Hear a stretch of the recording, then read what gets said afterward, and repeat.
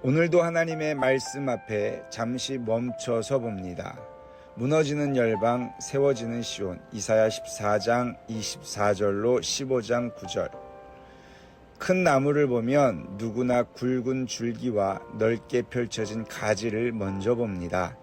하지만 그 나무를 지탱하는 것은 눈에 보이지 않는 뿌리입니다. 태풍이 불면 겉으로는 튼튼해 보이던 나무도 뿌리가 약하면 쉽게 넘어집니다. 반대로 크지 않아 보여도 깊이 뿌리 내린 나무는 거센 바람 속에서도 끝까지 서 있습니다. 우리의 인생도 그렇습니다. 사람들은 얼마나 높이 올라갔는지를 보지만 하나님은 무엇에 뿌리를 내리고 살아가는지를 보십니다. 오늘 말씀은 강해 보였던 나라들은 무너지고 하나님의 백성은 끝내 세워지는 이유를 보여줍니다. 하나님을 떠난 강함은 무너지지만 하나님께 뿌리 내린 삶은 끝까지 세워진다는 사실을 기억하면서 오늘 본문 말씀을 함께 읽어보겠습니다. 만군의 여호와께서 맹세하여 이르시되 내가 생각한 것이 반드시 되며 내가 경영한 것을 반드시 이루리라. 내가 아수르를 나의 땅에서 파하며 나의 산에서 그것을 짓밟으리니 그때에 그의 멍에가 이스라엘에게서 떠나고 그의 짐이 그들의 어깨에서 벗어질 것이라. 이것이 온 세계를 향하여 정한 경영이며 이것이 열방을 향하여 편 손이라 하셨나니 만군의 여호와께서 경영하셨은즉 누가 능히 그것을 패하며 그의 손을 펴셨은즉 누가 능히 이것을 돌이키랴. 아하스 왕이 죽던 해에 이 경고가 임함이라. 블레셋 온 땅이여 너를 치던 막대기가 부러졌다고 기뻐하지 말라. 뱀의 뿌리에서는 독사가 나겠고 그의 열매는 날아다니는 불뱀이 되리라. 가난한 자의 장자는 먹겠고 궁핍한 자는 평안히 누우려니와 내가 내 뿌리를 기근으로 죽일 것이요 내게 남은 자는 사륙을 당하리라. 성문이여 슬피 울지어다. 성읍이여 부르짖을지어다. 너 블레셋이여 다 소멸되리로다.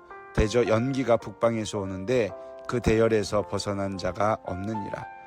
그 나라 사신들에게 어떻게 대답하겠느냐. 여호와께서 시온을 세우셨으니 그의 백성의 곤고한 자들이 그 안에서 피난하리라 할 것이니라. 모압에 관한 경고라. 하룻밤에 모압 알이 망하여 황폐할 것이며 하룻밤에 모압 기르가 망하여 황폐할 것이라. 그들은 바잇과 디본 산당에 올라가서 울며 모압은 느보와 메드바를 위하여 통곡하는도다. 그들이 각각 머리카락을 밀고 각각 수염을 깎았으며 거리에서는 굵은 배로 몸을 동였으며 지붕과 넓은 곳에서는 각기 애통하여 심히 울며 헤스본과 엘르알레는 부르짖으며 그들의 소리는 야하스까지 들리니 그러므로 모압의 군사들이 크게 부르짖으며 그들의 혼이 속에서 떠는도다.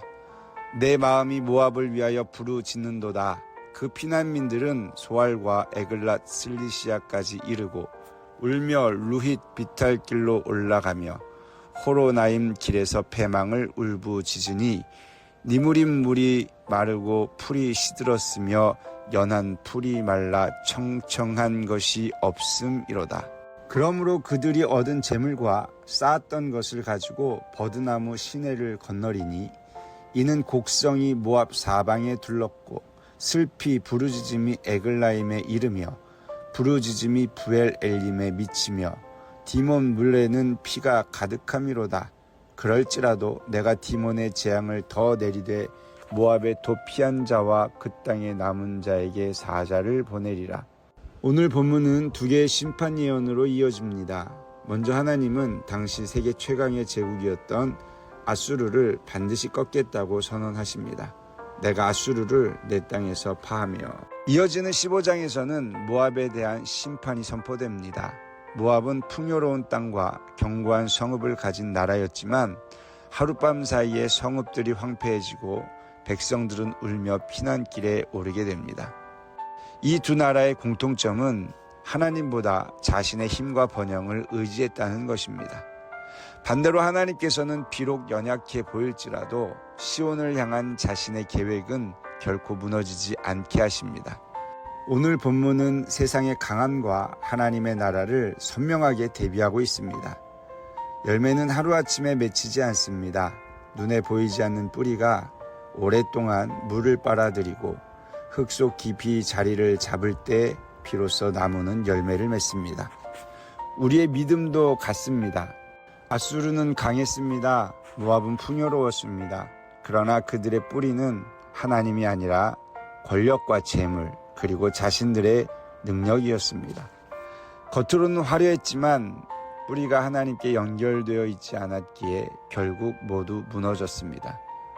반면 시온은 달랐습니다. 작아 보이고 연약해 보이며 때로는 흔들리는 것 같았습니다. 그러나 하나님께서는 시온을 자신의 언약 위에 세우셨습니다.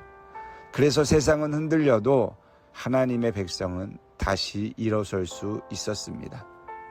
우리도 마찬가지입니다. 직장이 흔들릴 수도 있습니다. 건강이 약해질 수도 있습니다.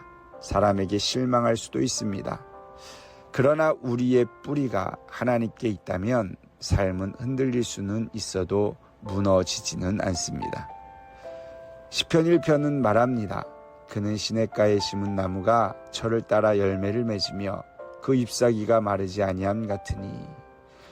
하나님께 뿌리 내린 사람은 환경이 아니라 생명의 근원이 다르기 때문입니다. 오늘 하루 우리 자신에게 이렇게 질문해 보십시오. 나는 무엇에 뿌리를 내리고 살아가고 있습니까? 내 삶의 가장 깊은 곳에는 정말 하나님이 계십니까? 그리고 오늘의 삶을 적용해 보시죠. 하나님께 뿌리 내리기 위해 오늘 단 한 가지를 실천해 보는 것입니다. 아침에 말씀을 10분 이상 읽고 묵상하기, 하루 중 한 번 이상 기도 시간 가지기, 하나님의 인도하심을 구하며 결정하기. 여러분, 말씀과 기도로 하나님과 연결되고 그분의 뜻을 구하며 하루를 시작하십시오. 작은 순종이 뿌리가 되어 흔들리지 않는 삶을 세우게 될 것입니다. 오늘 하나님을 선택하는 작은 순종이 당신의 삶을 세우는 영원한 뿌리가 됩니다. 기도합니다. 사랑의 하나님 아버지, 눈에 보이는 성공보다 주님께 깊이 뿌리 내리는 삶을 선택하게 하옵소서. 세상의 힘과 조건을 의지하지 않고 언제나 하나님만을 신뢰하게 하옵소서. 오늘의 환경은 흔들릴 수 있지만 주님 안에 뿌리 내린 믿음은 흔들리지 않음을 믿습니다. 오늘도 말씀으로 우리의 마음을 붙드시고 기도로 우리의 뿌리를 더욱 깊게 하시며 성령께서 우리의 삶을 굳건히 세워 주옵소서. 어떤 상황에서도 주님 안에 있는 사람은 결코 무너지지 않는다는 믿음으로 오늘 하루를 살아가게 하옵소서. 예수님의 이름으로 기도드립니다. 아멘. 오늘도 말씀을 마음에 품고 믿음으로 살아가십시오.